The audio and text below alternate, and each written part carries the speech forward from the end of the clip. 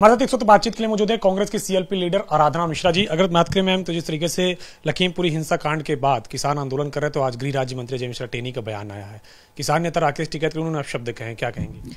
इससे शर्मनाक बयान मैं मानती हूँ कि किसानों के लिए, इस आंदोलन के लिए इतिहास में कभी नहीं दिया गया। जिस तरह से उन्होंने जो शब्द का इस्तेमाल किया, टिकैत जी एक सम्मानित किसान नेता हैं, लगातार उन्होंने किसानों के लिए आंदोलन किया है।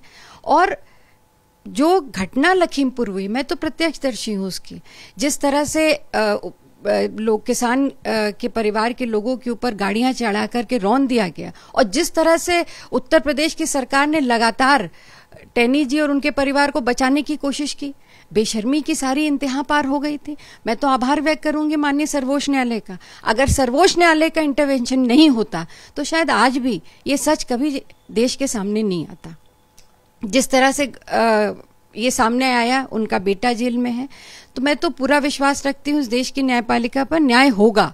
पर इस बेशर्मी भरे बयान के लिए अजय मिश्रा टेनी जी, जो देश के गृह राज्य मंत्री हैं, जिस पद पर वो बैठे हैं, उसकी गरिमा को देखते हुए उन्हें तत्काल माफी मांगनी चाहिए। और अगर वो माफी नहीं मांगते हैं तो सामूहिक जिम्मेदारी है मंत्रिमंडल की माननीय प्रधानमंत्री जी पर, उन्हें माफी मांगनी चाहिए, और नहीं तो इनको बर्खास्त कर देना चाहिए। मैम, अगर बात करें तो जिस तरीके से पूरा केस न्यायालय में है, किसान लगातार बाहर प्रदर्शन कर रहे हैं, बीजेपी के तमाम सारे नेता कह रहे हैं जब न्यायालय में केस है तो ये राजनीति के तहत प्रदर्शन हो रहा है। देखिए, किसानों को या इस खासकर उत्तर प्रदेश की जनता को तो विश्वास नहीं है प्रदेश सरकार पर। अगर होता तो न्याय तो तब मिल गया होता जब ये घटना हुई थी।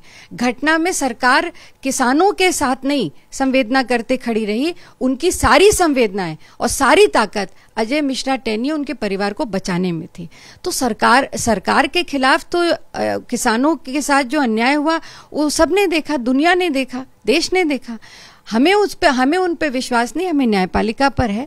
पर यह जरूर है कि ये एक लोकतंत्र है, यहाँ अपनी आवाज उठाने का अधिकार सबको है, जो भारतीय जनता पार्टी नहीं समझती, ना विश्वास करना चाहती है लोकतंत्र पर। तो अगर जनता आंदोलन कर रही है, किसान आंदोलन कर रहे हैं, किसान नेता वहां जाकर के कोई ऐसी चीज नहीं उन्होंने की जिससे लॉ एंड ऑर्डर डिस्टर्ब हो रहा हो, फिर किस लिए उनको रोका जा रहा है? वो आंदोलन कर रहे हैं, अपनी बात को कह रहे हैं, किसानों की आवाज को उठा रहे हैं, ये अधिकार है उनका, उनको करने देना चाहिए। पर सरकार को इस शर्मनाक बयान पर मैं पूछना चाहती हूँ कि आखिर कब तक इस तरह के बयान अजय मिश्रा टेनी जी लगातार पिछले 1 वर्ष से जब से घटना हुई तब से देते चले आ रहे हैं। अभी तक किसी ने भी उनके ना बयान पे, उनके ऊपर कोई एक्शन तो छोड़ दीजिए, किसी ने माफी तक नहीं मांगी है। तो अब समय आ गया है, इससे ज्यादा शर्मनाक बयान नहीं हो सकता था। उन्हें या तो बर्खास्त किया जाए या वो माफी मांगे।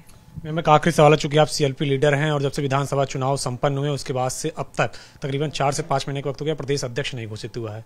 कब तक मान के चले कि संगठन का निर्माण होगा, प्रदेश अध्यक्ष घोषित होगा? देखिए, हमारे यहाँ प्रदेश अध्यक्ष किसको बनना है इसकी पूरी तैयारी हो चुकी है।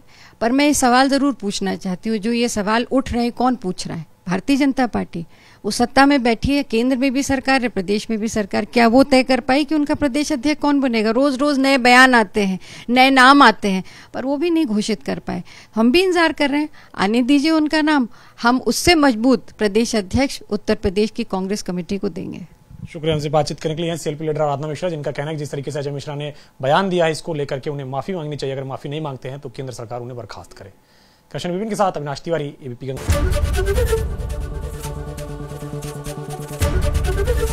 एबीपी गंगा, खबर आपकी, जुबान आपकी।